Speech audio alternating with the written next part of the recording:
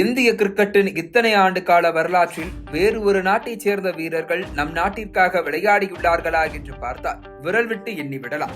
அந்த அளவுக்கு வாய்ப்புகள் குறைவு. தடைகளை மீறி அந்த அங்கீகாரத்தை முதலில் பெற்றவர் ரோஜர் பின்னி. 1983 உலகக்கோப்பை வென்ற இந்திய அணியில் விளையாடிய பின்னி தான் இந்தியாவின் முதல் ஆங்கிலோ இந்திய வீரர். அவருக்கு பின் அப்படி ஒரு தாக்கத்தை ஏற்படுத்திய ஒரே வீரர் ராபின் சிங். ரசிகர்களால் பெரிய அளவில் அறியப்படாத இந்த பெயர் கடந்த சில வருடங்களாகத்தான் கோச்சிங் வட்டாரத்தில் ஒலித்து வருகிறது. இதற்கு காரணம் மும்பை இந்தியன்ஸ் அணியை தூக்கி நிறுத்தியதுதான். ஆனால் ஒரு வீரராக இவரின் பயணம் என்பது எழுதி முடிக்கப்படாத திரைக்கதை. இந்திய கிரிக்கெட்டில் ஆகச்சிறந்த ஃபீல்டர்களில் ராபின் சிங்கின் பெயர் டாப் வரிசையில் அமர்ந்திருக்கும். நிதானம், பொறுப்பு என இந்த இரண்டையும் தோளில் சுமந்து கொண்டு செயல்பட்டிருக்கிறார்.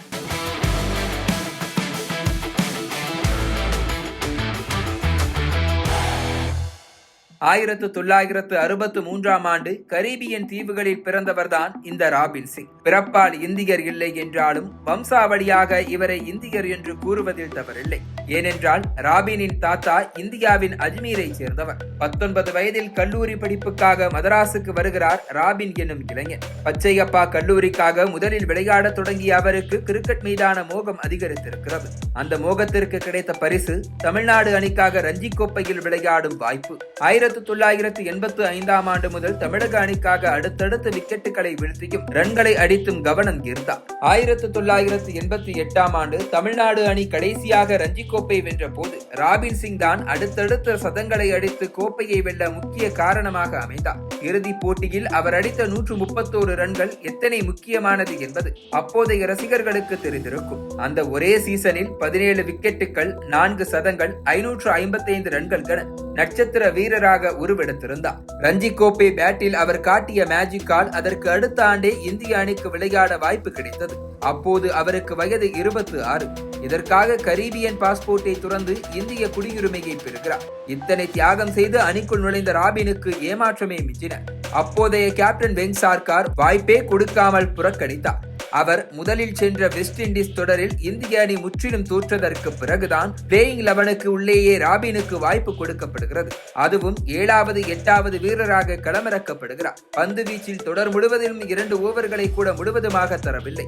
ராபின் சிங் என்ற புது வீரரின் பெயர் அத்தோடு இந்திய அணியில் இருந்து மறக்கப்படுகிறது. ஆனால் அதனை எதையுமே கண்டுகொள்ளாமல் சோர்வடையாமல் இருந்த ராபின் தொடர்ச்சியாக தமிழ்நாடு அணிக்காக உள்நாட்டு தொடர்களில் சதங்களையும் விக்கெட்டுகளையும் வீழ்த்தி தான் ஒரு திறமையான வீரர் என்பதை நிரூபித்துக் கொண்டே இருந்தார். கிட்டத்தட்ட 7 ஆண்டுகள் நடந்த இந்த போராட்டத்தின் விளைவாக 1996 மீண்டும் இந்திய அணிக்குள் செல்லும் வாய்ப்பு ராபினுக்கு வருகிறது. அப்போது அவருக்கு வயது 33.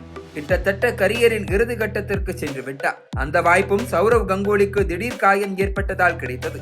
இந்த முறை கேப்டன் வெங் சார்கார் அல்ல, சச்சின் டெண்டுல்கர் கேப்டனாக களத்தில் உள்ளார். ஆஸ்திரேலியாவுக்கு எதிரான அந்த போட்டியில் இந்திய அணி முதலில் பேட்டிங் செய்து 290 ரன்களை இலக்காக நிர்ணயித்தது. இதனை விரட்டிய ஆஸ்திரேலிய அணியில் 16 ஓவர்களாகியும் ஓபனிங் பார்ட்னர்ஷிப்பை பிரியாமல் இருந்தது. அப்போதுதான் ராபின் சிங்கின் கையில் பந்தை தந்தார் கேப்டன் சச்சின் டெண்டுல்கர். பசியில் நீண்ட காலம் காத்திருந்த சிங்கத்திற்கு மான் கூட்டமே கிடைத்ததை போல முதல் ஓவரிலேயே அடுத்தடுத்த பந்துகளில் 2 விக்கெட்டுகளை வீழ்த்தி ஆச்சரியத்தை ஏற்படுத்தினார். இவரையா இத்தனை ஆண்டு காலம் ஒதுக்கி வைத்தோம் என இந்திய வாரியமே அரண்டது. ஃபீல்டிங்கில் கிட்டத்தட்ட 20 ரன்களுக்கு மேல் பாய்ந்து தடுத்தார். இதில் இந்தியா வெற்றி பெற்றதை விட ராபின் சிங்கின் பெயர்தான் பெரிய அளவில் ஒலித்தது. அடுத்த 5 ஆண்டுகள் இந்தியாவின் நிரந்தர ஆல்ரவுண்டராக ராபின் சிங் வலம் வர வாய்ப்பு கிடைத்தது.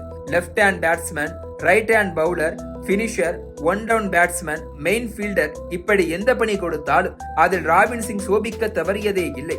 இன்னும் தெளிவாக கூற வேண்டும் என்றால் இந்திய அணி இக்கட்டான சூழலில் இருக்கும் நேரத்தில் எல்லாம் சச்சின் டெண்டுல்கர், அசாருதீன் என 2 கேப்டன்களுமே ராபின் சிங்கிடம் தான் பந்தை கொடுப்பார்கள். சச்சின் இருக்கும் வரை போட்டி இருக்கிறது, கங்குல் டிராவிட் இருக்கும் வரை போட்டி முடியவில்லை என்ற நம்பிக்கை ரசிகர்களிடம் இருந்ததை கேள்விப்பட்டிருப்போம்.